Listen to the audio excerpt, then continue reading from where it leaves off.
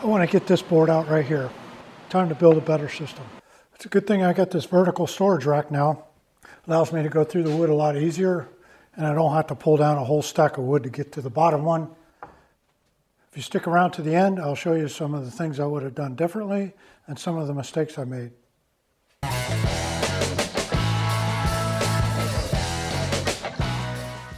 The first thing I did was rip down some scraps. I had some pressure treated wood that was pretty bowed.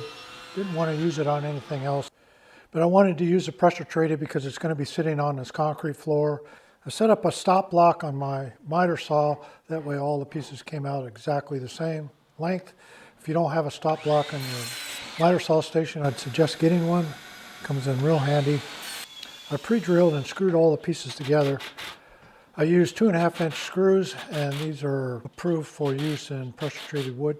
I used a square when I was putting it together, make sure everything stayed square, and then I verified by measuring from corner to corner. As long as those two measurements are exactly the same, you're going to be square. The long pieces are 60 inches, and the short ones are 15 inches. I figured that would be big enough for this. Space the small ones out by 20 inches, that way I get two in the middle.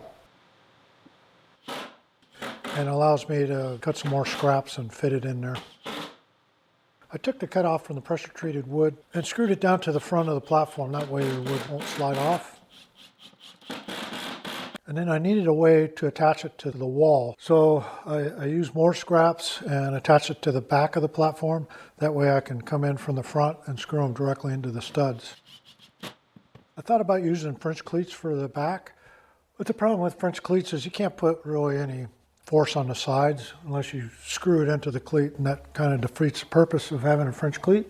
So I just decided on using 2x4s, give it more than enough strength in the back to hold these dowel rods. I tried using an 1 3/8 Forstner bit. I tried it on the drill press and handheld, and both I put the rod in and it was real sloppy. So I decided to take it over to the CNC. I can make whatever size hole and however deep I want them. So I programmed up a circle or a pocket that was the exact size of these dowels. And that way I'd have to hammer these guys in. Once I programmed that in, I decided to take that bit and go right into the center of that circle and put an impression. That way I knew where I could drill to come out the back, and that'd give me a marking to where put the screw to. So the CNC really came in handy. By using the CNC, I got a real nice tight fit. I just had to tap it a couple times to get it in there. No slop in it at all, just a perfect fit. So another use for a CNC. This first dowel is 32 inches off the platform. The second one is 62 inches off the platform. I found all the studs in the back, drilled the 2x4s into the studs using 3-inch wood screws. Well, thanks for sticking around. Some of the things that I would do differently, maybe I would have taken 2 or 3 inches off of these. I don't think they need to be that long. Yeah, I don't have anything that wide. So consider cutting them a little shorter. I might have used 1-inch dowels. These 1 3/8 are nice and beefy.